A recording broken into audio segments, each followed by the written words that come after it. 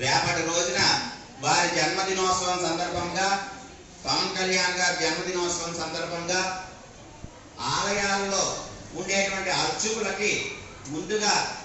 స్వామివారి యొక్క తరపుగా వారందరికీ కూడా ఒక 20 కేజీల బియ్యాన్ని అలాగే ఇవన్నీ కూడా బ్రాహ్మణులకి ఇచ్చి రేపటి రోజున జనకుల గోత్రం పవన్ కళ్యాణ్ అనేటువంటి నామధేయంతో ఈ అర్చకులందరూ కూడా ఆ పవన్ కళ్యాణ్ గారికి